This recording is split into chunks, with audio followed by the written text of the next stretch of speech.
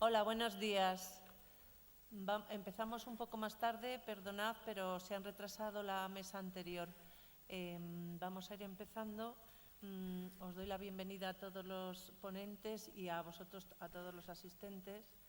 Me llamo Blanca Rodríguez, soy enfermera del Hospital Universitario de Burgos, responsable del programa de aféresis y de las consultas de los pacientes de hemodiálisis, que junto con doña Isabel Delgado Arranz, enfermera del Servicio de Nefrología del 12 de octubre y vocal de Hospitalización y Trasplantes de la SEDEN, vamos a tener el honor de moderar esta mesa. En esta mesa se van a tratar temas muy interesantes sobre los cuidados de enfermería para el paciente con trasplante renal, antes, durante y después del trasplante. Y gracias a la experiencia de nuestros ponentes, seguramente nos van a aclarar muchas dudas y aprendamos mucho para nuestra práctica diaria. Hay un cambio en el orden de las ponencias. Primero la primera ponente va a ser Sofía y os agradecería que apagaseis los móviles. Tenéis 20 minutos para la exposición y cedo la palabra a Isabel para que nos presente al primer comunicador de esta mesa, que es Sofía. Hola, buenos días. Gracias a todos por vuestra asistencia y muy especial a los ponentes por querer compartir con nosotros vuestra experiencia. La primera ponente es Sofía Vázquez, enfermera coordinadora del Hospital 12 de octubre desde 1990. Cuenta con un extenso currículum que no vamos a entrar en detalles. Importante en su carrera profesional, es magíster en bioética, miembro del Comité de Ética del Hospital 12 de octubre, experta en enfermería de educación física y deporte para la Universidad Complutense y docente, y es muy amplia su actividad, tanto docente como en publicaciones. Nos va a hablar sobre los cuidados del paciente en el proceso del trasplante renal. Te doy la palabra, Sofía.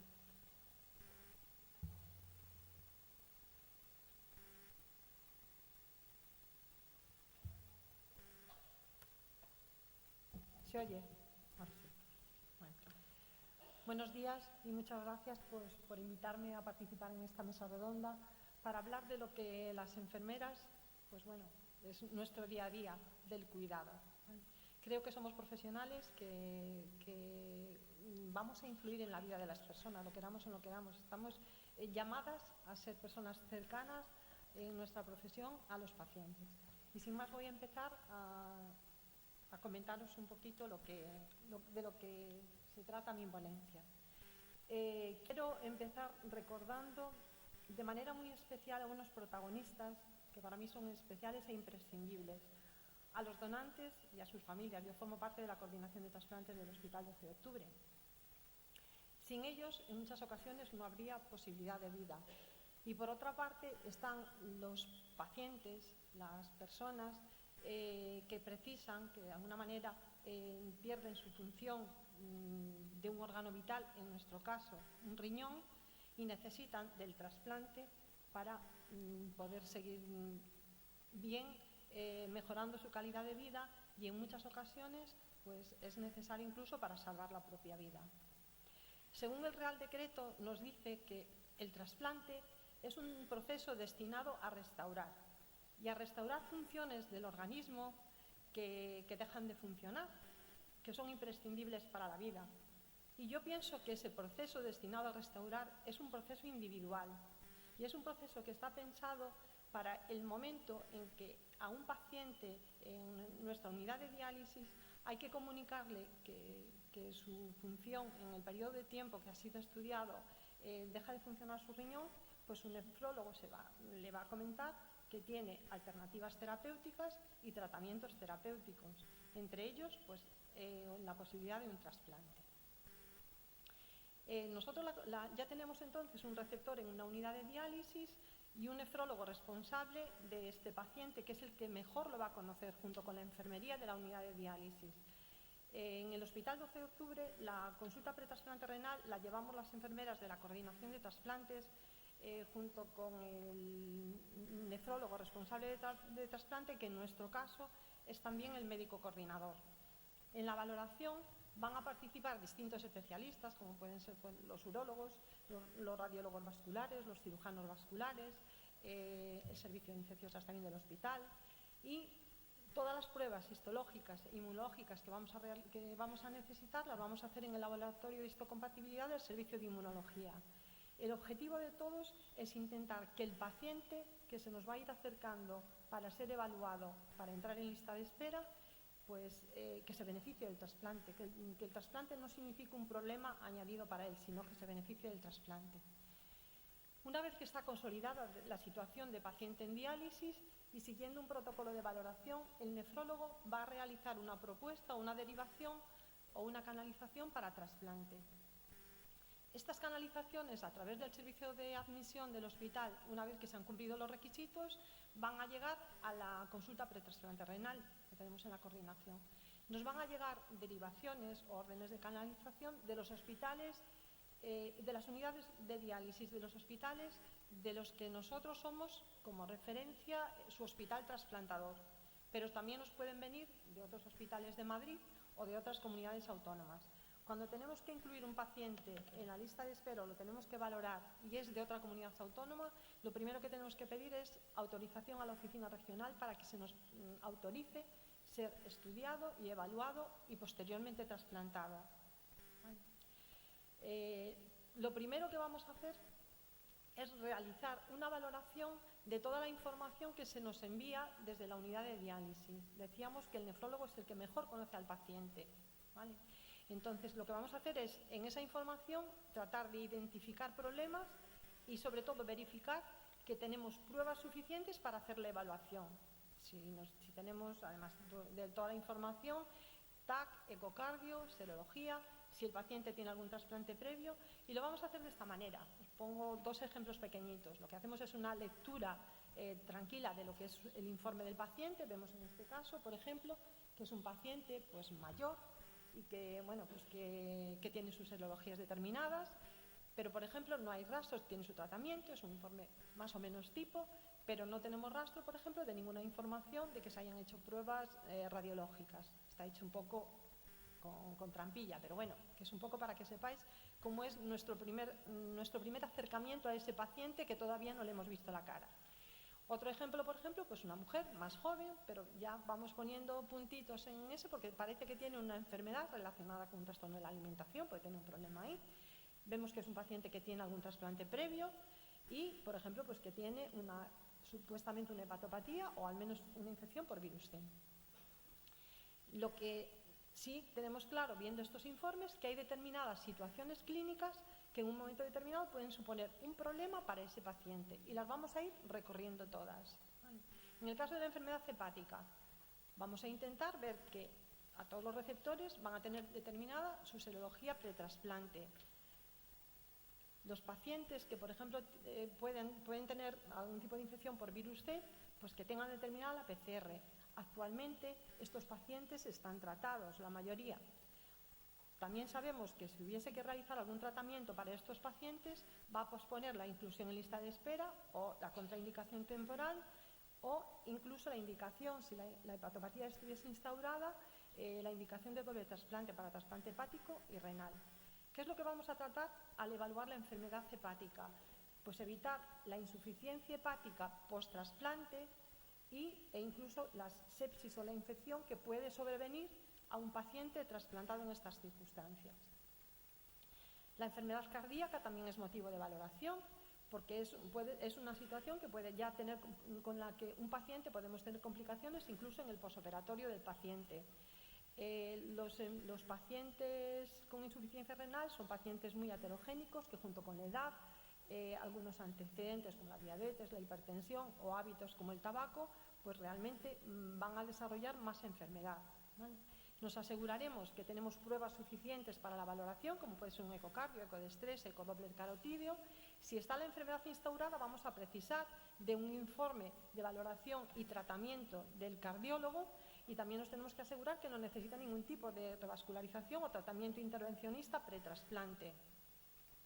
En cuanto a la enfermedad tumoral, vamos también a ser muy minuciosos y muy cuidadosos con las informaciones que nos puedan venir en el informe. Y ante cualquier sospecha de comentario que aparece en el informe o en las imágenes o en los informes de las imágenes que tenga relación con algún supuesto proceso tumoral, nosotros lo que hacemos es pedir la confirmación, ¿vale?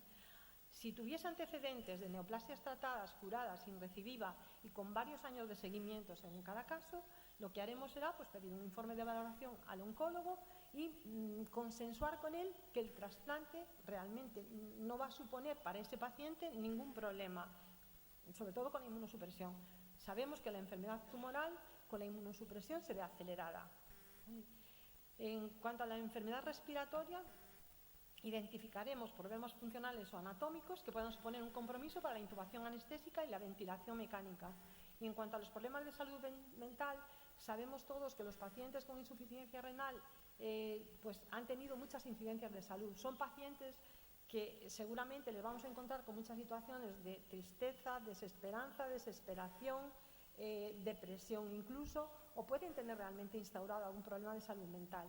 Si tuviesen problema de salud mental instaurado, haremos lo mismo que en los otros casos, pedir informe de valoración al psiquiatra, consensuar también con los profesionales de salud mental que la inmunosupresión e incluso el trasplante no supone un riesgo para ese paciente y asegurarnos, si se va a trasplantar, que ese paciente va a ser seguido en la consulta, que va a tener apoyo psicológico y, lo que es más importante, que va a tener apoyo familiar en esa circunstancia.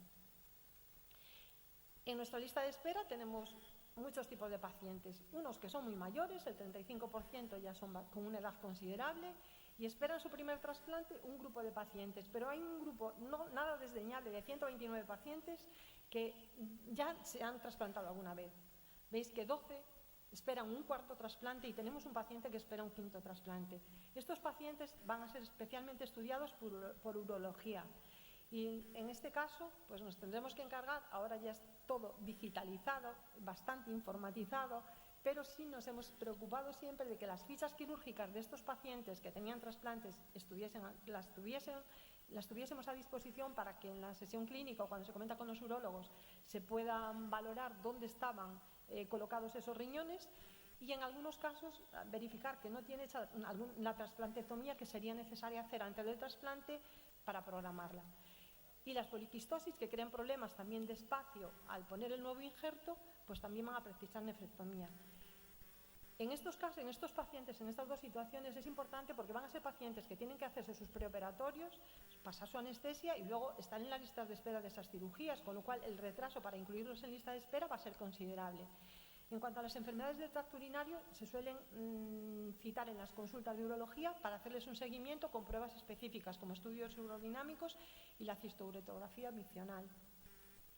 Para hacer valoraciones del estado morfológico y funcional de cómo está ese tracto urinario y, de alguna manera, prever si ese paciente va a salir con un doble J de quirófano o si se va a hacer una ureterostomía o va a precisar algún tipo de situación. En la enfermedad vascular periférica también tendremos en cuenta y los evaluaremos según la edad, hábitos y diabetes. Precisaremos pruebas como el TAC aortoilíaco y el Doppler y lo mismo. En los pacientes trasplantados previos que ya tenemos que buscarle nuevas ubicaciones para poder poner el nuevo injerto, pues puede ocurrir que nos encontremos con imágenes como estas que encima están calcificados y bueno, pues suponga un poco un problema técnico más importante cuando nos encontramos con estas situaciones. Una vez que está hecha toda la valoración y ya tenemos todas las pruebas y el plan está establecido para ese paciente, lo citamos nosotras en la consulta con el nefrólogo responsable del trasplante. Lo solemos citar a días contrarios a la diálisis. También lo vamos a organizarle y facilitarle las consultas con los otros especialistas. Vamos a coordinar todas las pruebas, recogeremos los resultados para llevarlos, mantendremos informada al nefrólogo de la unidad de diálisis. Luego organizaremos la manera de llevarlos a sesión clínica para incluirlos en lista de espera. Todos vamos a hacer, una vez que el paciente se decide que se incluye en lista de espera, le pedimos el tipaje.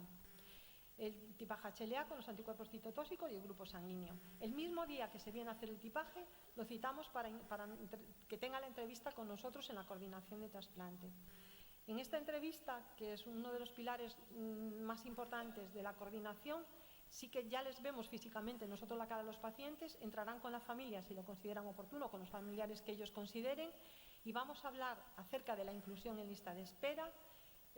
Primero, hacemos un poco una exploración de lo que ha sido la evolución de la enfermedad a este momento, qué esperan del trasplante. Ahí se suelen abrir Es una entrevista que solemos estar 1 hora, todo lo que precise el paciente. Y bueno, pues hablamos de la inclusión en lista de espera, de lo que supone, consensuamos con ellos la localización, cómo se va a trasladar al hospital para tenerlo todo a punto en la lista de espera, cómo es ese proceso, que pueda intentar, reforzamos mucho que el tratamiento que están haciendo, que es la diálisis, es el tratamiento que les va a llevar con una calidad de vida importante al trasplante. Es decir, reforzamos un poco la situación del tratamiento sustitutivo que tiene en ese momento y que el trasplante, y ponemos la esperanza en el trasplante, ¿vale?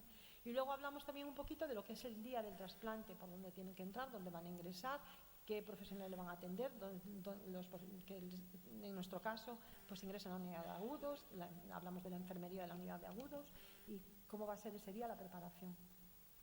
Pasados unos días ya le podemos incluir en lista de espera. Os he puesto así de manera gráfica porque estos son los datos con los que incluimos un paciente en lista de espera. Los datos que están en azul en la lista de espera no suelen cambiar.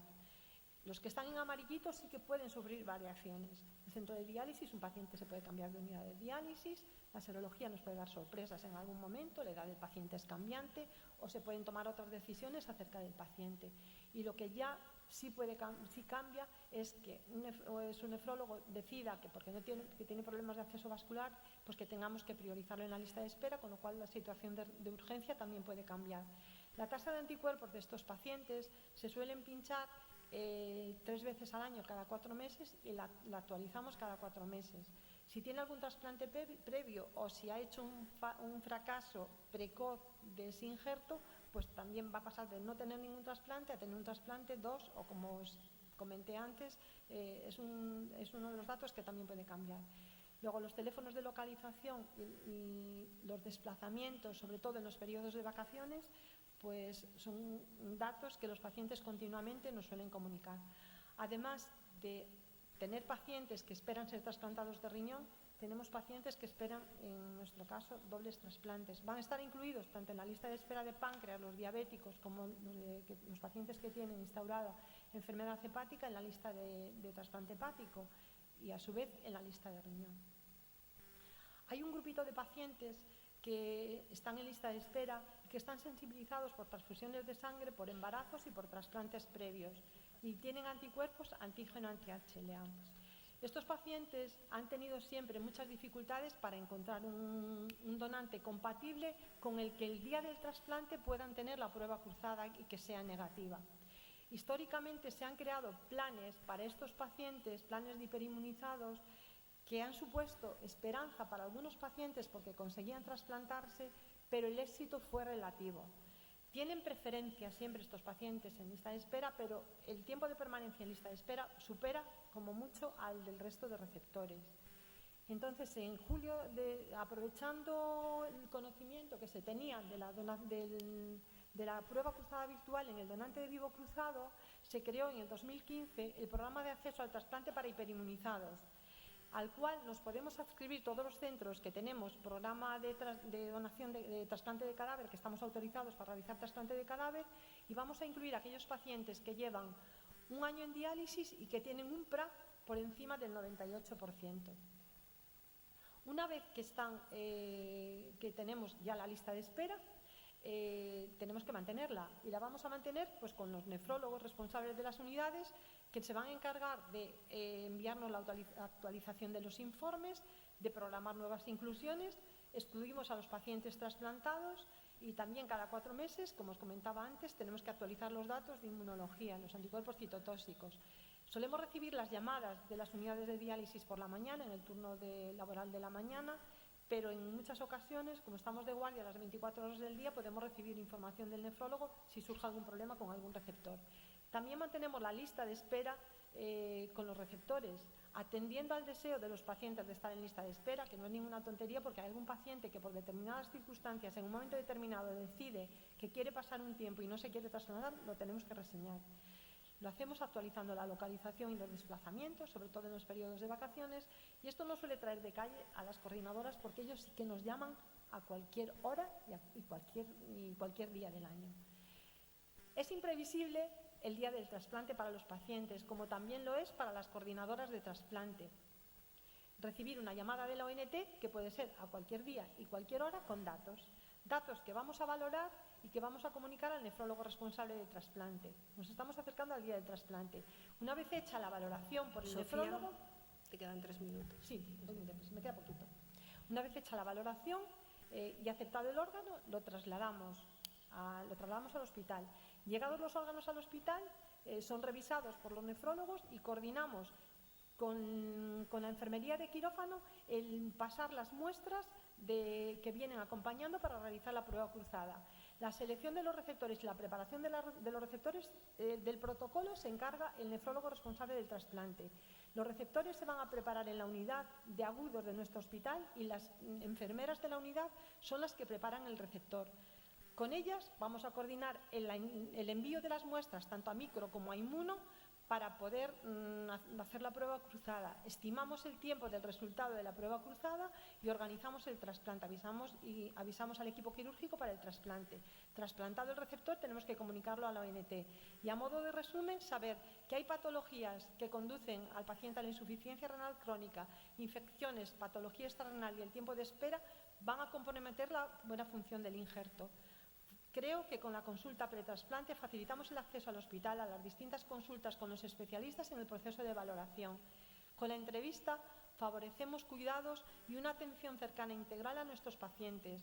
Proporcionamos información desde el primer momento y se la seguimos dando las 24 horas del día porque nos llaman a veces para pedirnos citas y hacer cambios. Cada vez somos más conscientes de la importancia que para el bienestar del paciente y para su recuperación tienen el apoyo familiar y las relaciones sociales ante el temor, la ansiedad y la incertidumbre de la espera.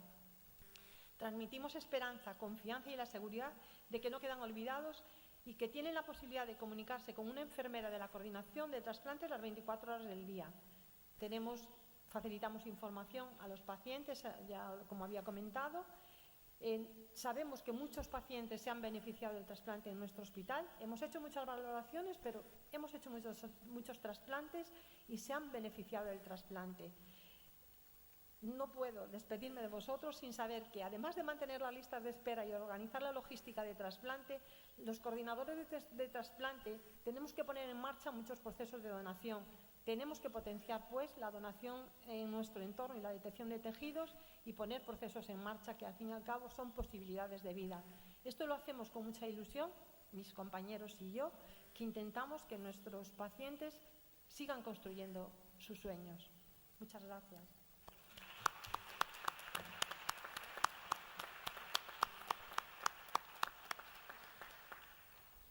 Bueno, la siguiente ponencia la va a impartir doña Ana Fernández Rodríguez, facultativo especialista del área de nefrología, Hospital Universitario Ramón y Cajal. Tiene un amplio currículum que he resumido porque no podía quedarme sin decirlo. Pertenece a varias comisiones dentro de su hospital, entre ellas la docencia, y destacaremos los cursos de nefrología que imparte a licenciados en medicina. Es directora de tesis doctorales y componente de tribunal de diferentes tesis doctorales. Diversas publicaciones, yo diría que son cientos. Autora y coautora de libros, investigadora principal y colaboradora de proyectos científicos. El título de la ponencia es El conocimiento de los mecanismos de actuación y efectos secundarios de la inmunosupresión para mejorar la adherencia al tratamiento. Muchas gracias, Marta, por tu presentación y muchas gracias al comité organizador por haberme invitado a estar aquí hoy con ustedes. El tema que vamos a tratar es un poco árido, pero creo que es de vital importancia para el conocimiento y el manejo del paciente trasplantado renal.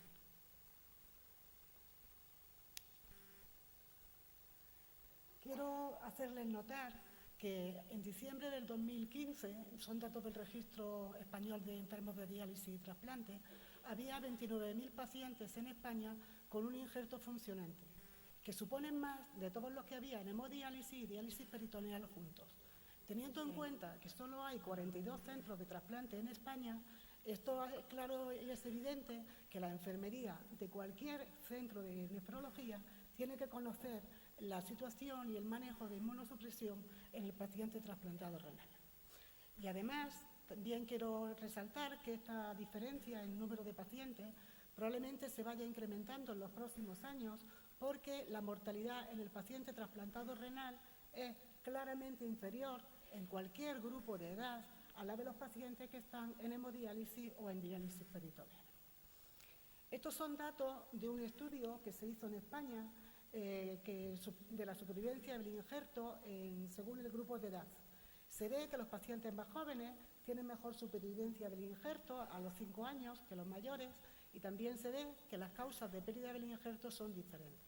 En los pacientes más jóvenes predomina el rechazo agudo y las complicaciones de nefropatía crónica del injerto, y en los pacientes mayores predomina como causa de pérdida del injerto la muerte. También es causa de pérdida del injerto la nefropatía crónica del injerto, que aparece en azul.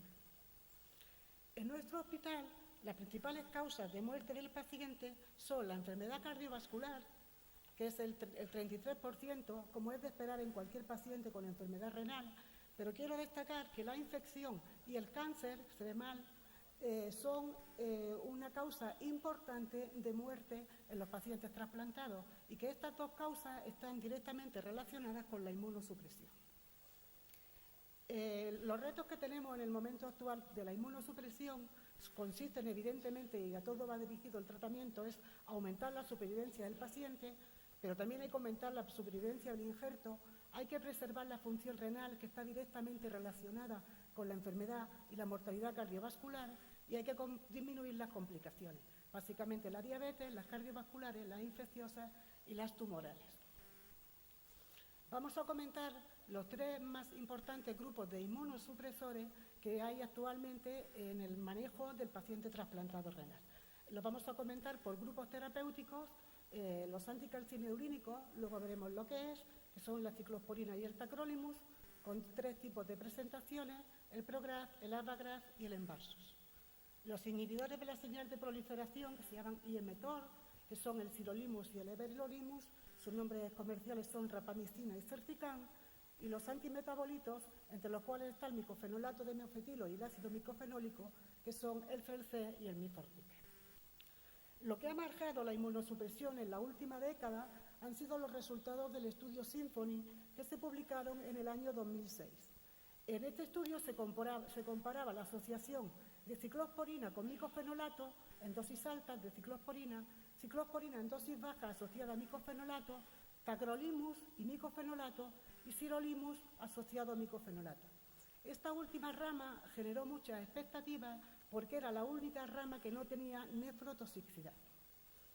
Sin embargo, los resultados mostraron que la mejor rama de tratamiento era la de tacrolimus asociado a micofenolato. Tenía menos tasa de rechazo agudo y tenía también mejor aclaramiento al año de tratamiento. Con lo cual, la inmunosupresión quedó marcada en aquella fecha con la asociación de tacrolimus con un antimetabolito que habitualmente es micofenolato de mofetilo o ácido micofenólico. Con estas bases que teníamos hace 11 años, vamos a comentar un poquito por encima, hacer un esbozo farmacocinético de los principales grupos de inmunosupresores y su relación con la adherencia, que es el objeto básico de esta charla. Los anticalcineurínicos son tacrolimus y ciclosporina, y esta diapositiva se va a repetir a lo largo de la charla. Es un linfocito, cómo se relaciona con un estímulo antigénico. Cuando hay un antígeno, habitualmente una célula renal, se pone en contacto con las células del HLA y las moléculas coestimuladoras y ponen en marcha un mecanismo de proliferación celular contra el injerto, que uno de los primeros puntos es la calcineurina. La calcineurina es una enzima con actividad fosfatasa que se bloquea por los anticalcineurínicos. La misión de la calcineurina es producir citoquinas proinflamatorias y producir la interleuquina 2, que es activar la activación del gen de la interleuquina 2, que es una citoquina que promueve la proliferación celular. El tacrolimus es un inhibidor potente de la calcineurina. Cuando un paciente lo toma, cada paciente tiene una gran variabilidad de un día a otro, y además hay una gran variabilidad entre un paciente y otro. Entre la dosis que se toma y la que llega al organismo, llega entre el 25 y el 40%. Y se elimina por un citocromo que vamos a hablar después, que es el 450, que es un citocromo hepático, en el cual prácticamente todos los medicamentos están implicados. O sea, una vez que empieza un paciente a tomar medicamento, a las 48 horas es cuando alcanza los niveles estables, y desde siempre está aceptado, y es como nos comportamos en la clínica, que la concentración valle, es decir, a las 24 horas de haber tomado la última dosis, es la que se utiliza para saber la dosis que hay que emplear.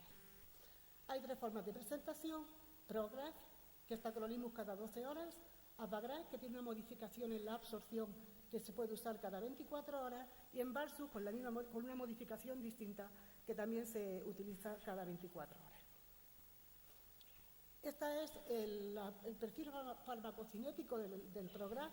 En la primera dosis de la mañana hay un pico alto y después de la segunda dosis de la tarde sube, pero no tanto como en la primera. Yo siempre he usado la dosis más alta en la noche, sin ninguna evidencia, pero basándome en este perfil farmacocinético del fármaco, y se ve aquí que hay una estrecha relación entre los niveles y la dosis que se está administrando. Esto que se ve aquí es el perfil de la Apagraf, que tiene un área bajo la curva, es decir, una equivalencia 1:1 a 2 dosis de Prograf. Es decir, 4 miligramos de Prograf equivalen 1:1 a 4 miligramos de Apagraf. Y posteriormente ha salido el Envarsus, que tiene otra modificación en la absorción, de forma que el perfil, la punta de acción es más tardía, el pico es inferior y los niveles valles son muy similares. Esta presentación tiene la particularidad de que es más biodisponible que las otras, de forma que la dosis de Envarsus tiene que ser inferior a las usadas con Prograf o con Apagraf. Y nos metemos en el citocromo P450, es la pesadilla de los nefrólogos, porque prácticamente todos los medicamentos se mueven a través de él. Hay medicamentos que inhiben el citocromo P450 y aumentan las concentraciones del fármaco. Y quiero resaltar aquí el pomelo. El pomelo, que no se puede asociar ni al tacrolimus, ni al Envarsus, ni al Apagraf, ni al Certical, ni a ningún otro, porque todo está eliminado por el citocromo P450. Y luego una serie de medicamentos, el valproico, el ketoconazol, la lista es tremenda de los inductores, de los inhibidores. Y lo mismo pasa con los inductores. Los inductores enzimáticos disminuyen las concentraciones del fármaco. Yo quiero resaltar mucho los barbitúricos, que producen enormes bajadas de la dosis, de los niveles, se hay que aumentar mucho las dosis, la carbamazepina, y la única hierba que en mi conocimiento está estudiada en relación con los inmunosupresores, que es la hierba de San Juan, que es una hierba que se utiliza para dormir, pero que tiene una tremenda interacción con los fármacos. Y de hecho, en los prospectos viene que está contraindicado su uso con la hierba de San Juan. Los efectos secundarios de los inhibidores de la calcinurina son muchos. Aquí he querido resaltar los más importantes: la nefrotoxicidad, con insuficiencia renal aguda o crónica, la neurotoxicidad con cefalea y temblor, que es lo más importante, y otros efectos como que es diabetógeno o un efecto cosmético que puede ser bastante importante, y es que producen alopecia. Y quiero resaltar que, como cualquier inmunosupresor, tienen actividad protumoral. Pasamos al siguiente grupo de fármacos que hemos comentado antes, que son el ácido micofenólico y el micofenolato de mofetilo. Los nombres comerciales son Celcel y Mifortic, y el mecanismo de acción está ya en la fase última de la proliferación celular. Nos hemos quedado antes en la calcineurina, la producción de interleuquina 2. La interleuquina 2 lo que hace es que aumenta la proliferación celular, estimula a los linfocitos para que se reproduzcan, y para que los linfocitos se reproduzcan hace falta que se sintetice DNA. El ácido micofenólico y el micofenolato lo que hacen es frenar la síntesis de purinas. Son fármacos que tienen prácticamente una biodisponibilidad del 100%. De la dosis que se da, el 95% pasa a la sangre. La vida media es cada 16 horas, por eso se usan cada 12 habitualmente. Y una cosa que quiero resaltar, porque se sabe poco habitualmente, es que la absorción del fármaco se modifica según sea el pH gástrico, con lo cual la absorción disminuye con los antiácidos, los inhibidores de la bomba de protones y otros fármacos que puedan interferir en el pH del estómago. La eliminación hace una fase hepática y una fase renal, y los niveles en general son muy poco útiles para dosificar el fármaco. Se consideran válidos para detectar adherencia, y en algunos estudios han relacionado los niveles con la aparición de toxicidad. Quiero resaltar que la dosis de de micofenolato asociada a tacrolimus es diferente de la dosis de micofenolato asociada a ciclosporina, porque a partir de los 3 meses de utilización del fármaco, el área bajo la curva del micofenolato es muy superior cuando se utiliza asociado a tacrolimus que cuando se utiliza asociado a ciclosporina, de forma que la dosis plena con tacrolimus de Celcel sería 1 gramo al día y con ciclosporina serían 2 gramos al día. Y a pesar de que son fármacos que no se pueden monitorizar bien, sí que se sabe, y desde hace tiempo, que la reducción en la dosis por más de 3 semanas produce un aumento de rechazo agudo y un aumento de las pérdidas de injerto. De forma que son fármacos difíciles de monitorizar, pero que con bastantes efectos secundarios que vamos a comentar a continuación, pero lo que se sabe es que la reducción de dosis, al menos en las primeras fases del trasplante, provocan rechazo agudo y pérdida de injerto. Y para los más importantes efectos que frenan la utilización del fármaco, básicamente son digestivos y fundamentalmente la diarrea. Es experiencia que, aunque con el Mifortic existe algo menos de diarrea, estos fármacos producen diarrea y condicionan mucho la adherencia del paciente y la utilización del fármaco. Además, tienen efecto proinfeccioso, básicamente en infecciones del grupo herpes, el citomegalovirus, el herpes zóster y el poliomavirus. Pueden producir anemia por su propio mecanismo de acción y la gran ventaja que tienen es que no producen efectos cardiovasculares, ni son diabetógenos, ni provocan hipertensión. Y vamos al tercer grupo de fármacos, que en principio en el esquema que había montado el estudio Symphony quedaron como apartados a indicaciones especiales, que son los inhibidores del mTOR. El mTOR es un receptor que tenemos todos los mamíferos que lo que hace es que estimula la producción celular y los inhibidores del mTOR frenan el crecimiento de la célula, la dejan parada en la fase G1. Hay dos, que son la rapamicina y el everolimus, que farmacocinéticamente son diferentes, porque la rapamicina tiene una vida media de 5 días y el everolimus de 1. La variabilidad de la rapamicina, tanto intraindividual como interindividual, es superior a la del everolimus, perdonadme. La monitorización se hace igual que la eliminación se hace igual que los anticalcineurínicos por el citocromo P450, o sea, las interacciones que he comentado antes sirven para estos fármacos. Se pueden monitorizar y se deben monitorizar con niveles, y es una cosa importante que al competir con los anticalcineurínicos, cuando se asocian a ciclosporina o cuando se asocian a tacrolimus, aumenta la exposición de los fármacos. Con lo cual se ha indicado que cuando se da asociada la rapamicina a ciclosporina, tiene que dar en diferentes horarios, y con el tacrolimus y el everolimus esta interacción es menor, de forma que se acepta que se puedan usar juntos. Y les quiero comentar el último estudio, el anterior era del 2006, este es del 2017, acaban de salir los datos hace 10 días, comentados en la ESOT, de forma que no puedo analizarlo en detalle, pero sí quiero que sepan que ya se ha hecho un estudio, el que faltaba, la rama que faltaba, que era la asociación, en el estudio que les he comentado antes, que era la asociación de un mTOR con un anticalcineurínico, comparado con la rama estándar hasta ahora, que era tacrolimus y ácido micofenólico o micofenolato. Se ha visto que la rama de everolimus tiene la misma tasa, no hay diferencia en la tasa de rechazo agudo ni pérdida de injerto al año, no hay diferencia tampoco con la tasa de éxito, que es llamativamente baja en el estudio, pero sí que hay menos infecciones víricas, menos citomegalovirus y menos poliomavirus. En cuanto a los efectos secundarios de este grupo de fármacos, la dislipemia, quiero resaltar que no está en la diapositiva los edemas, muchas veces son incontrolables y provocan que el fármaco se abandone. Esto es positivo, tienen menos citomegalovirus, menos herpes y menos poliomavirus que los pacientes tratados con micofenolato, y también provocan alteraciones hematológicas. Y que por el propio mecanismo de acción, que lo que hacen es frenar el crecimiento celular, son antitumorales. De forma que esta fecha quizás sea precoz ponerla, pero sí que en el futuro vamos a ver un desplazamiento de la asociación de anticarcinurínicos con inhibidores de la señal de proliferación.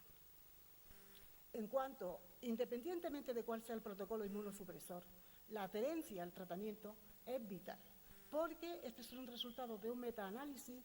La supervivencia del injerto cambia entre el 90% y el 80%, 10 puntos de diferencia en la supervivencia en los pacientes adherentes con relación a los no adherentes. Hay una forma de medir la variabilidad de cada paciente. La básica es el coeficiente de variación. Lo que se hace es a cada paciente se le analiza la media de sus determinaciones de niveles en el último año y se divide la desviación estándar por la media. La diferencia suele ser entre el 15 y el 30%, y las causas de las variaciones en cada paciente suele ser la relación con la comida, no se toma siempre en ayunas el fármaco, la diarrea, las interacciones con drogas, lo importante y por lo que tiene parte de la charla, la adherencia y la utilización de genéricos. Se ve, este es un estudio canadiense con casi 400 pacientes, que se ve esto lo que muestra la variabilidad según creciente de los pacientes, y se ve según la variabilidad cómo va cambiando la supervivencia del injerto a los 5 años, de forma que con 3 desviaciones estándar de variabilidad la diferencia es de casi 30 puntos de supervivencia. Para resumir y finalizar un poco la charla, quiero resaltar que tanto los anticalcinurínicos como los inhibidores de mTOR, los niveles que guían la dosificación son los niveles Bayer, con lo cual el nefrólogo en la consulta puede supradosificar o infradosificar en función de las últimas dosis. Puede supra o infradosificar en función de la comida. El fármaco hay que tomarlo en ayunas porque hay hasta una variación en la absorción de hasta el 60% si se toma el medicamento, sobre todo con grasa, que son fármacos lipofílicos. Y, por supuesto, el pomelo. Hay que tener mucho cuidado con los productos dietéticos o de parafarmacia, porque no tienen estudios para farmacocinéticos, no se conoce cómo modifican el fármaco y hay descritos casos de rechazo por utilización de productos de hierbas. Voy a ir más deprisa porque ya estoy acabando, no tengo tiempo. Quiero resumir toda esta comunicación en que fundamental la enfermería es la persona que está más cercana al paciente y es la que detecta los efectos secundarios, la diarrea, el cansancio, puede detectar a los mal cumplidores, pero para ello hay que conocer los inmunosupresores y estar concienciado de la importancia de la adherencia y conocer la influencia de otros medicamentos que pueden tener en la variabilidad de los fármacos. Yo creo que el papel de la enfermería es formar al paciente y a la familia. Hay que ser persistente porque se habla mucho de la adherencia y poco de la persistencia. Y la persistencia es muy importante. Hay que indicar métodos de cumplimiento. Pueden ser el móvil, que avise el móvil, un pastillero, más modernos los dispositivos electrónicos. Hay algún estudio ya de telemedicina y elaborar estrategias y protocolos de cumplimiento. Muchas gracias.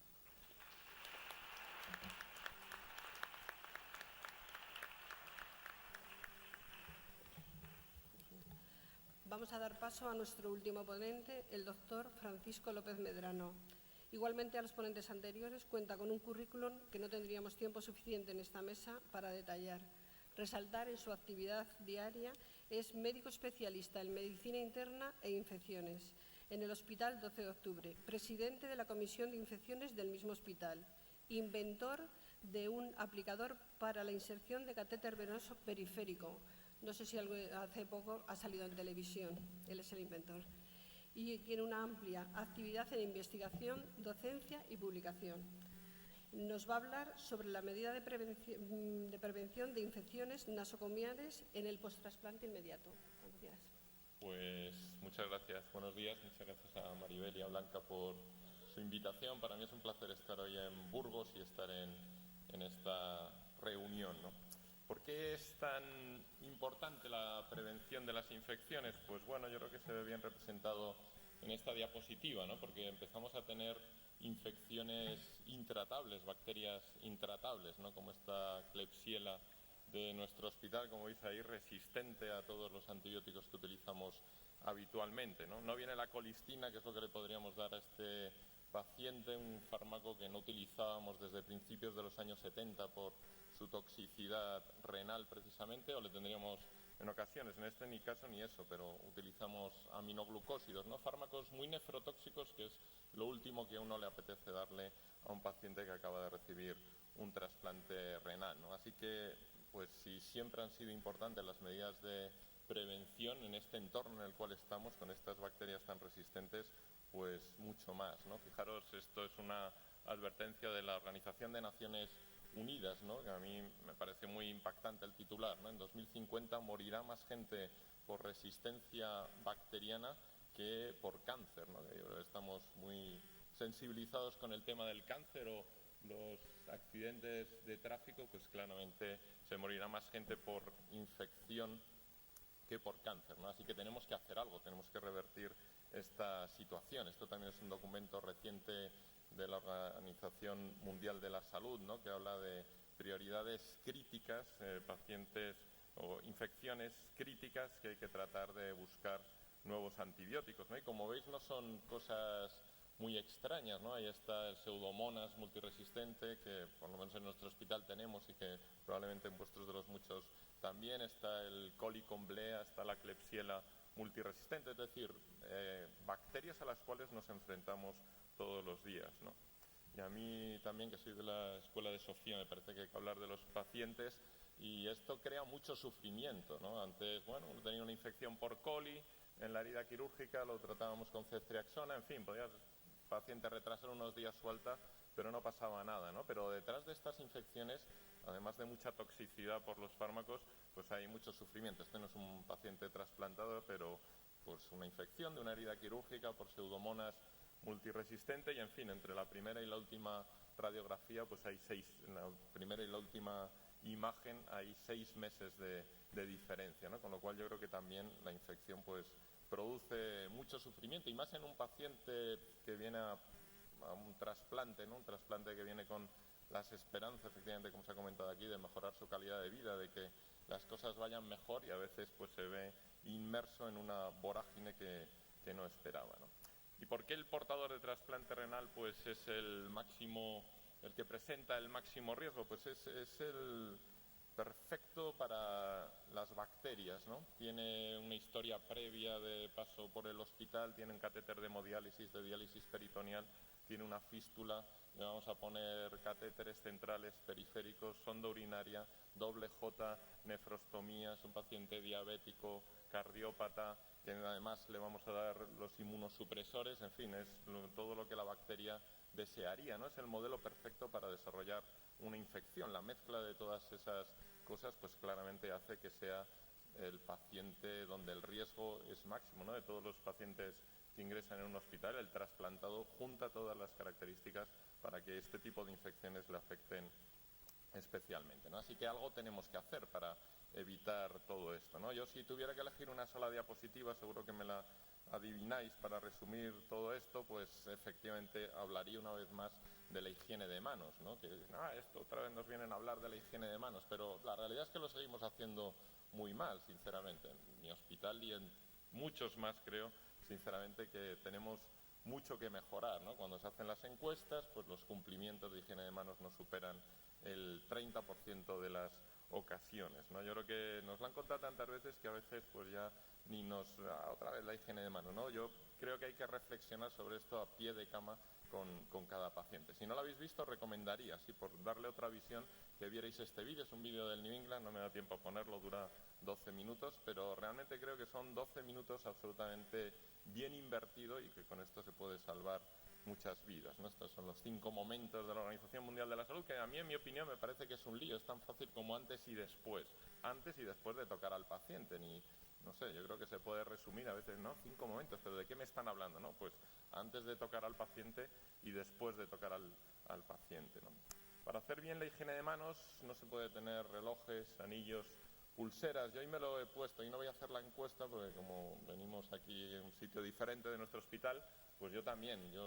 Hay que asociar creo que tenéis que terminar como yo, que el día que me pongo el reloj es el día que asocio que estoy como de semivacaciones o de vacaciones. Yo me lo pongo en verano y el anillo también, ¿eh? Yo me pongo el anillo y el reloj y digo, hoy no tengo que trabajar, ¿no? Pues esa es la idea, yo hoy lo traigo puesto, ¿no? Pero a un hospital no se puede ir a trabajar con anillos, con relojes, con pulseras, porque no se puede hacer bien la higiene de manos, ¿no? Este era alguien que trabajaba en nuestro hospital, que trabaja en nuestro hospital, un poquito reticente a quitarse el anillo, pero dispuesto a colaborar, ¿no? Y con unas pinzas estériles extrajimos el anillo de su dedo, lo pusimos en una placa de cultivo, le dimos así vuelta y vuelta, y 24 horas después, pues aquello estaba lleno de bacterias, como no podía ser de otra manera, que como veis dibujan perfectamente la forma del anillo, ¿no? Ahí creció streptococos, crecieron bacilos gram negativos, creció enterococo, ¿no? El enterococo es el coco gram positivo de la zona entérica, como indica su nombre, ¿no? Pues lógicamente eso está lleno de bacterias, ¿no? Afortunadamente que tras 48 horas de reflexión, pues el anillo pasó al cuello y ahí sigue, han pasado 5 años y yo me acuerdo cada vez que lo veo y ahí sigue el anillo, ¿no? Así que esa es la idea, ¿eh? No se puede hacer bien la higiene de manos con los dedos llenos de anillos o con pulseras o con relojes, ¿no? La idea es que la mayoría de las bacterias que producen estas infecciones o de los microorganismos no van volando por el aire. Por el aire vuela, entre comillas, Mycobacterium tuberculosis, que no es lo que vemos habitualmente, y vuelan algunos virus que ahora comentaremos, ¿no? Pero la idea es que la mayoría de estas infecciones las transmitimos de un paciente a otro. A mí me gusta este esquema, yo creo que es muy explícito, a través de las manos, a través de los objetos, ¿no? Los fonendos que ahora comentaré, los aparatos de electrocardiografía, el tensiómetro y a través de todas las cosas que uno toca, los grifos, ¿no? Yo tengo una especial lucha con los grifos, ¿no? ¿Qué es lo más sucio de un hospital? Pues un grifo, ¿no? Que es donde uno va con la mano sucia a lavarse, ¿no? Entonces yo veo que la gente abre el grifo, se lava las manos, mi residente lo hace muy bien, me dice, está el de infección este que está obsesionado con este tema, voy a hacerlo bien, y una vez que han terminado cogen y con la misma mano cierran el grifo. Digo, pues ya la has fastidiado, porque estás cerrando el grifo y te estás llevando todas las bacterias. El grifo es lo más sucio, es lo que todo el mundo toca con la mano llena de Clostridium difficile y de pseudomonas multiresistentes. Así que lo has hecho estupendamente, pero lo has fastidiado en el último momento, ¿no? Así que no se puede cerrar el grifo, hay que cerrarlo con un trozo de papel desechable, pero no con la mano que pretendes limpiar, ¿no? Y otro de mis caballos de batalla son los pomos de las puertas, ¿no? Todo el que llega del metro, del autobús, del cercanías, de la máquina del café, del baño, todo el mundo toca las puertas, ¿no? Así que si uno toca al paciente después de haber abierto y cerrado la puerta, le estás dejando al paciente en su vía, en su herida, en sus catéteres, todas las bacterias que están en los pomos de las puertas, ¿no? Hablando del catéter más concretamente, ¿cuál es el que menos infecta? Pues el que el paciente no tiene insertado. Así que yo creo que además esto es fundamental para el personal de enfermería. Esta imagen es de mi hospital, pero no es de nefrología, que conste.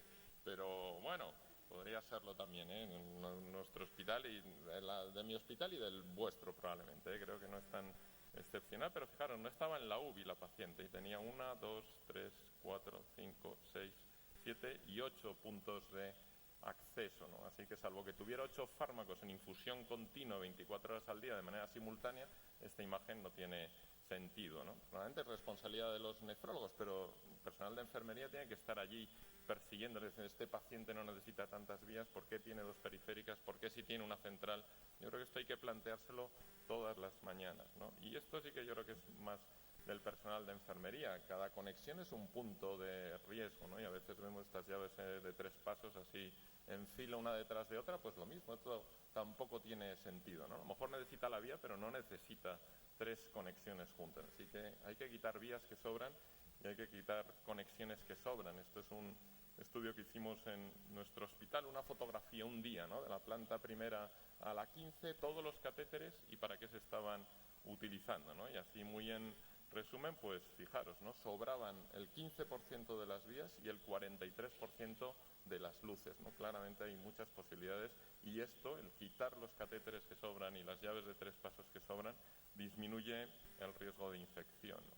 Yo creo que ha mejorado mucho la utilización del catéter central, por ejemplo, y también debo de decirlo, en el servicio de nefrología de mi hospital, creo que lo hacen muy bien, la verdad. Claramente tanto el catéter de diálisis como las vías centrales se cuidan mucho mejor de lo que lo hacíamos hace años. Pero, por contra, creo que no le damos tanta importancia al catéter periférico. Yo siempre comento que una vez que el Staphylococcus aureus está en la sangre, pues da igual que venga del catéter central o del periférico. No lleva un cartelito diciendo, no, como vengo de una vía periférica no voy a producir endocarditis ni espondilodisitis. Da igual, una vez que está en la sangre, a mí me da igual de dónde viene el estafilococo, ¿no? Y proporcionalmente en los últimos años, en el global del hospital, vemos más infecciones por catéter periférico, ¿no? La idea es que cuando uno toca el catéter con los dedos, pues ocurre esto que veis aquí, ¿no? A mí me parece muy gráfica esta imagen.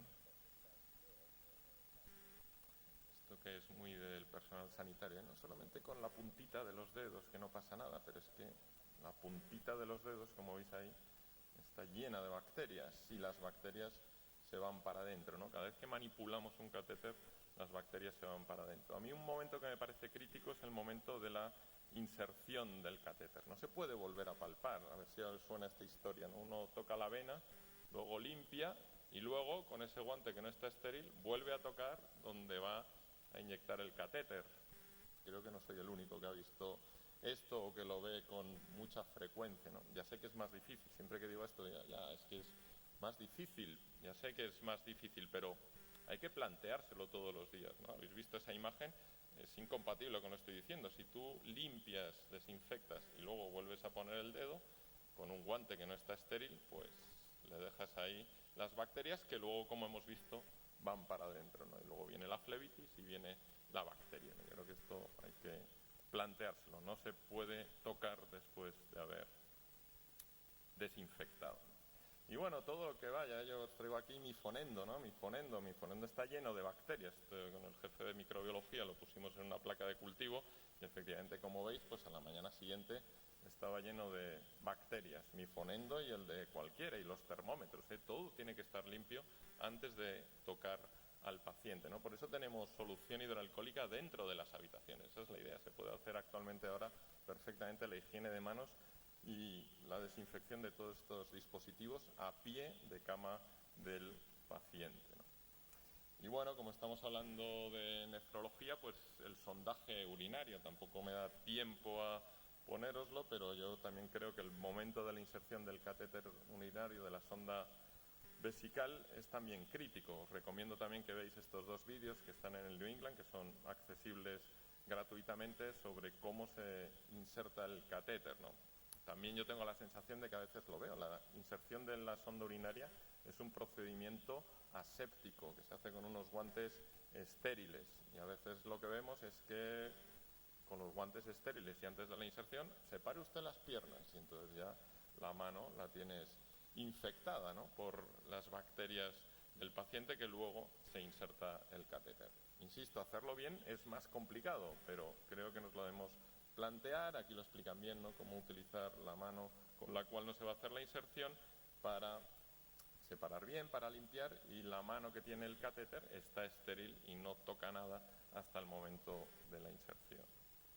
Y bueno, tres cosas muy rápidas sobre aspectos que a lo mejor son más de política institucional, más que decisiones del personal de enfermería a pie de cama, ¿no? Pero muy importante, hay estudios como este que demuestran que los pacientes que se bañan con jabón de clorhexidina pues tienen menor riesgo de infección. Yo creo que sobre todo antes de un procedimiento quirúrgico, incluido el trasplante, se debería hacer. Que aquellas heridas que se hace la antisepsia de la piel antes de la cirugía con solución de clorhexidina es mejor, como se ve ahí, que hacerlo con las soluciones yodadas, y la cura de las heridas después del trasplante, en este caso, creo que también. Y el rasurado versus afeitado, que en nuestro hospital seguimos luchando con este asunto en todas las cirugías en general, ¿no? Pero la idea es que con la máquina de afeitar de toda la vida lo que hacemos es arrancar el pelo, abrir el folículo piloso y favorecer que las bacterias entren, ¿no? Hay que utilizar estas rasuradoras que cortan el pelo pero sin arrancarlo. Como veis ahí, la abrasión de la piel es mucho peor, es mucho menor, o incluso convencer a los cirujanos de que no hace falta quitar el pelo. Eso ya es más complicado, ¿no? También nos podemos dejar a través de de Maribel Delgado, si queréis, los vídeos que tenemos en el hospital sobre cómo asistir al paciente con aislamiento de contacto, ¿no? Mi experiencia es que a veces, ¿no?, como está aislado, me pongo todo y ya parece que me olvido de la higiene de manos y me olvido de lo demás. Y yo lo veo mucha gente, ¿no?, que se pone la bata, se pone los guantes y luego con el guante puesto abre la puerta, cierra la puerta y con esa mano pues es con la que toco al paciente, ¿no? Si tú tocas al paciente la vía, el catéter, la sonda, con la mano, con guante con la cual has abierto y has cerrado la puerta de la habitación, le estás dejando allí todas las bacterias al paciente, ¿no? Os voy a poner este vídeo. Estoy, os digo, un poquito obsesionado con los pomos de las puertas. Creo que es un reservorio de bacterias. Espero que a partir de ahora os ocurra como a mí, que yo voy viendo verde, ¿no? Si las bacterias fueran visibles y fueran verdes y las viéramos, todo sería más fácil. Dura 2 minutos este vídeo y yo creo que transmite una idea que es interesante. A ver qué os parece.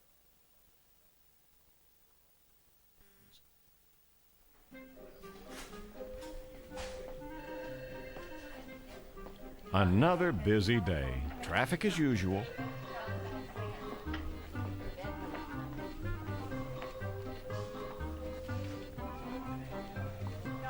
Now look at that. He goes right past the hand gel. Doctor! How's the light today? I'm a lot of pain, Doc. Still no better. No. All right, let's take a look here. Not even in gloves? Oh, come on. That doesn't really happen, does it? If you could see what I see, MRSA, VRE, Pseudomonas, etc., etc. Your attending isn't wearing gloves, so you're not either, right? Wait, the hand gel.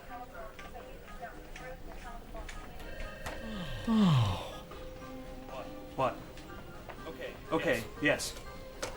Are those gram negatives or gram positives? Oh, Hello, can I help you? those microbes spread everywhere. Yes, I am. Okay, I'll draw that blood right now. MRSA, VRE, whatever.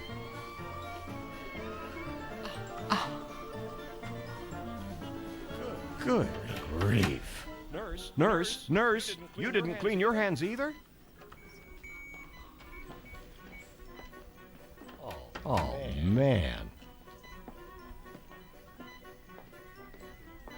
He just had an operation, and you've put a big IV in his neck. It goes almost all the way to his heart. Please don't!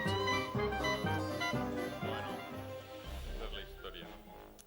Así que espero que veáis verde ahora, a partir de ahora, ¿no? En todo lo que tocáis, y ese verde no se puede transmitir al paciente. Y me queda 1 minuto para hablar de la gripe, que yo creo que es otra cosa fundamental también. Infecciones respiratorias. La gripe no es algo banal, la gente se puede morir de gripe. Este es un paciente de mi hospital que podía ser de cualquier otro, y creo que esto ocurre en cualquier hospital, ¿no? Que viene a trasplantarse, durante el ingreso se infecta por la gripe y termina en la UBI con un fracaso multiorgánico por, como veis ahí, pues la radiografía, cómo evoluciona a una neumonía gripal infectada, ¿no? Así que a mí esto me parece dramático, ¿no? Que alguien venga, pues eso, como decíamos antes, con la esperanza de un trasplante y que termine en la UBI porque se infecta dentro del hospital por la gripe. Así que tuvo que ser o su familiar, o el médico, o la enfermera, o el auxiliar, o el que lleva la comida, o el que va a reparar el aparato del oxígeno. Alguien que entra en contacto con el paciente dentro del hospital, el que le infecta por el virus de la gripe, ¿no?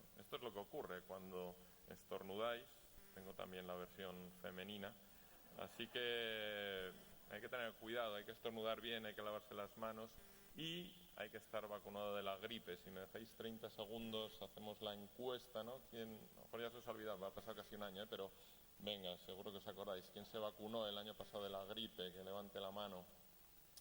Pues bueno, no sé si llegamos aquí, muy bien, Sofía.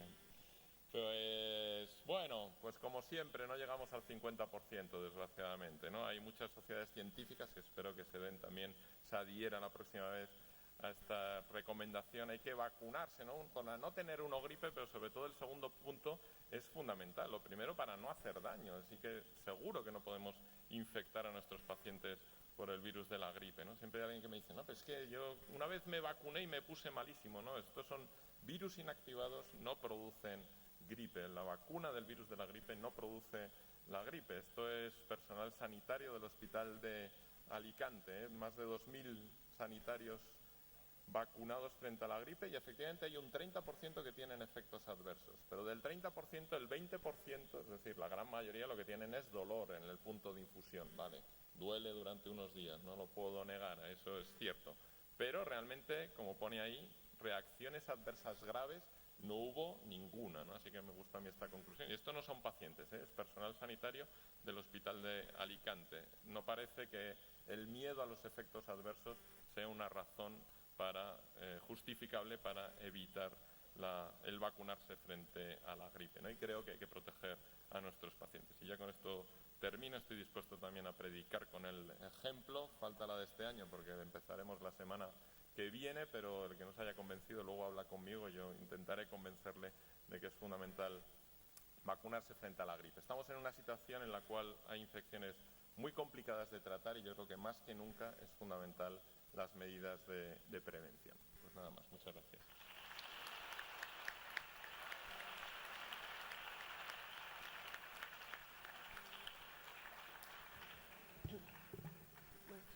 Bueno, muchas gracias a los tres. Realmente vuestras ponencias han sido muy interesantes para nuestra práctica diaria. Hemos aprendido, actualizado y aclarado dudas para poder cuidar y mejorar la calidad de vida de nuestros pacientes. Ahora vamos a pasar al turno de preguntas, el poquito tiempo que tenemos.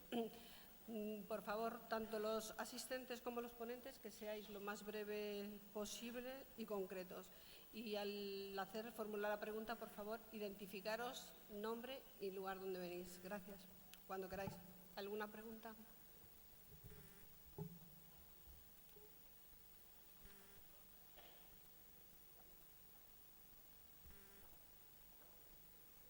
Bueno, para romper el hielo voy a empezar una.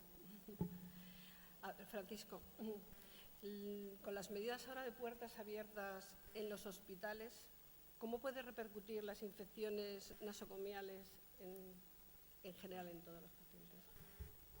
Sí, de eso no hemos hablado concretamente, pero yo creo que es igual de importante, ¿no? Y además ahí yo creo que una vez más la labor del personal de enfermería es fundamental, ¿no? Los familiares también a la entrada y a la salida de la habitación tienen que hacer higiene de manos, intentar no pulular, sobre todo si el paciente está aislado, no pulular por la planta y no entrar en contacto con otros pacientes, ¿no? Que les puedan transmitir las infecciones. Igualmente deben estar vacunados, eso también lo dicen las recomendaciones, ¿no? Los familiares de los pacientes portadores de un trasplante de órgano sólido, los que convivan estrechamente, tienen que estar también vacunados frente a la gripe, ¿no? Tanto higiene de manos como vacunación de la gripe me parece que es fundamental también para los familiares que visitan a los pacientes.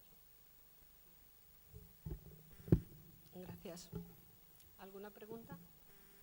Oye, mira, ahí arriba.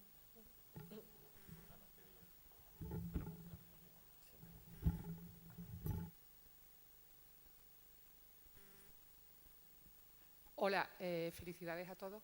Nosotros es que en nuestro hospital estamos ahora muy comprometidos con el tema de la prevención de infecciones nosocomiales. De hecho, mañana impartimos un taller de este tema. Trini, perdona. Soy Trini. ¿De dónde vienes? Hospital Virgen del Rocío, de Sevilla. Gracias. Y entonces además lo comunicamos como evento adverso y tenemos en nuestra intranet, lo tenemos que comunicar cuando hay sobre todo la flebitis. Estamos ahora, por ejemplo, con los trasplantados también incidimos mucho, por supuesto, en el manejo de los guantes y la obligación del personal sanitario de difundir todas estas medidas a todo el personal del equipo multidisciplinar.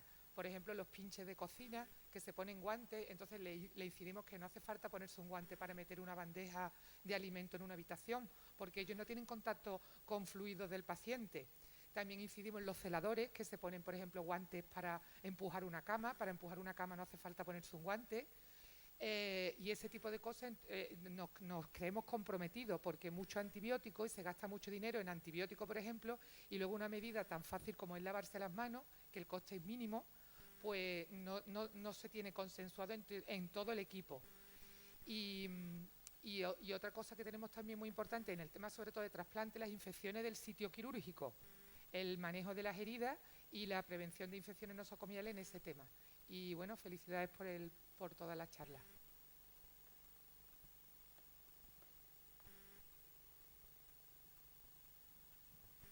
Yo quería preguntarle a Ana que, ¿qué tasa de abandono de medicación existe en los pacientes trasplantados?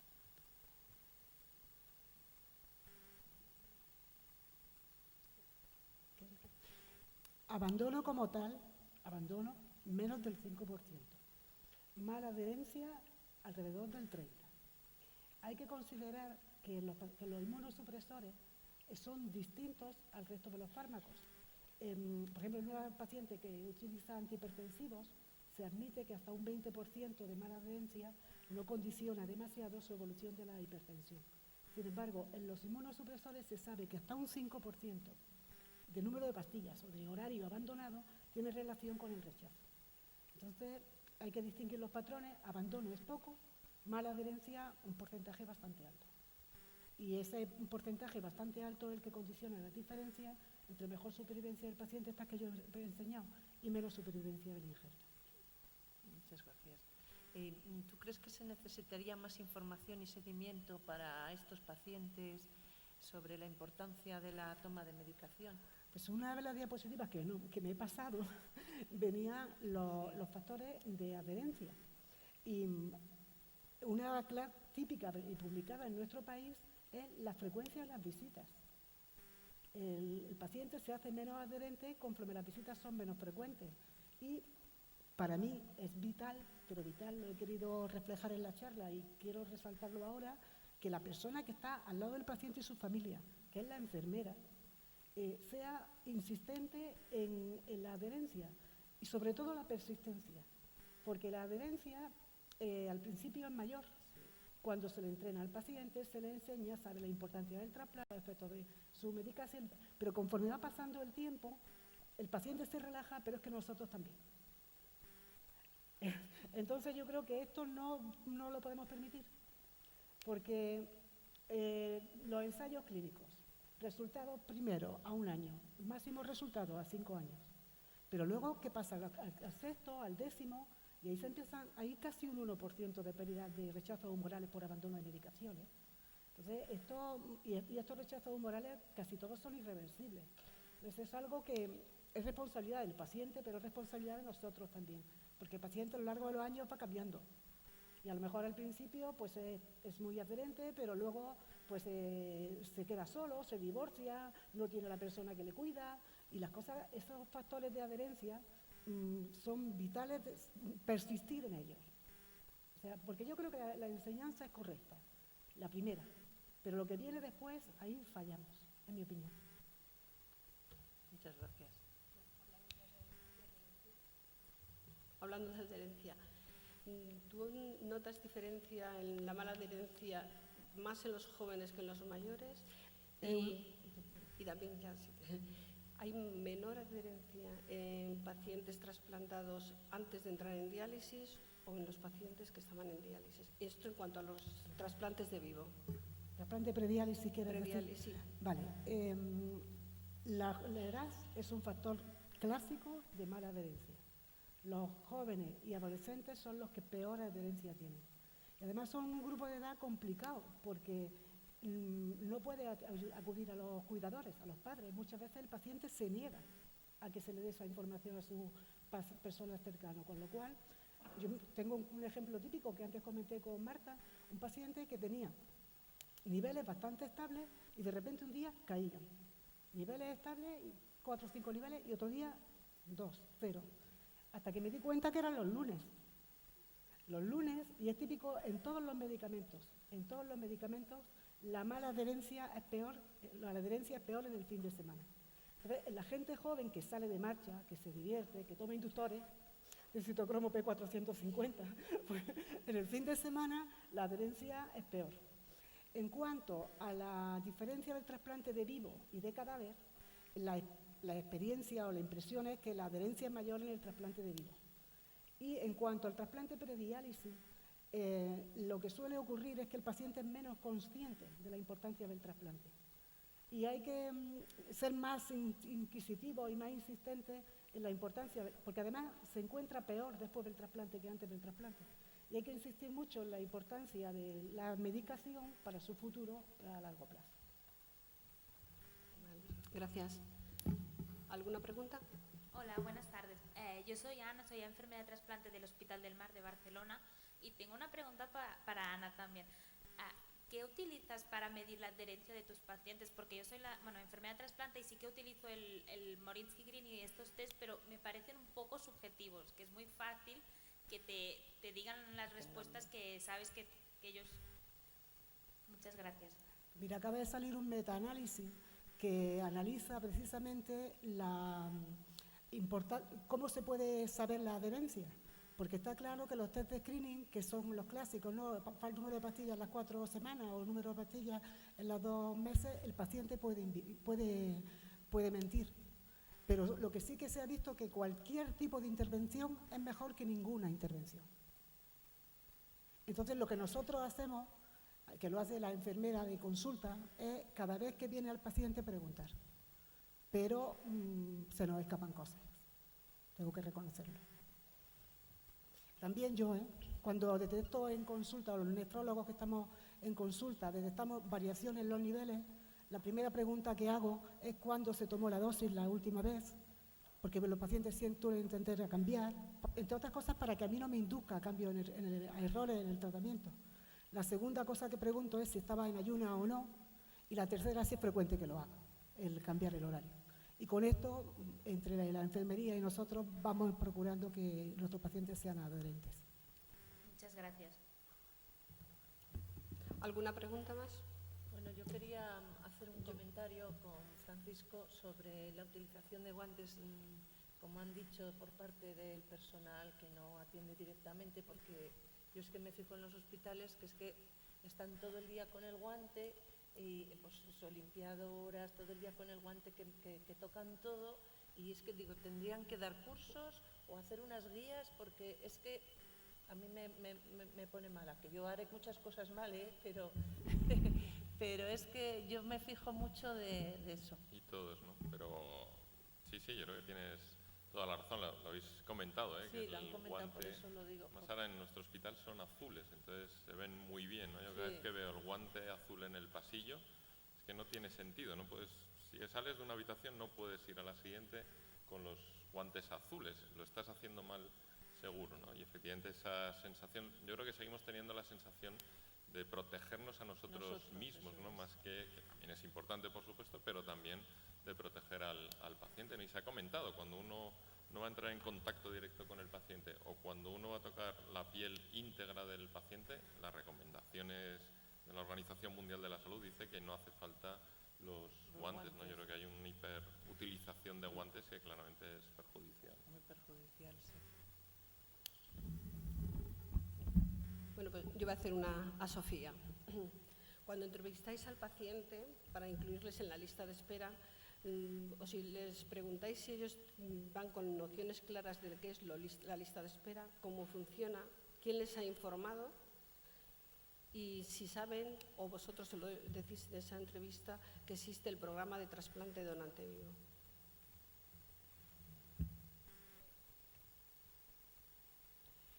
Nosotros aprovechamos el momento de la entrevista, falta un poquito de tiempo, quizás para pararme un poco con las diapositivas, para explorar. Exploramos el antes del paciente y los pacientes generalmente vienen con información suficiente acerca de que hay posibilidades de opciones terapéuticas.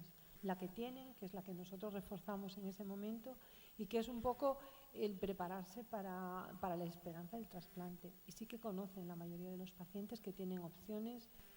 Lo que pasa es que casi siempre el paciente trasplantado renal, yo no sé si tengo la sensación de que pasado un periodo de tiempo en diálisis, se vuelve como protector con el entorno, con la familia.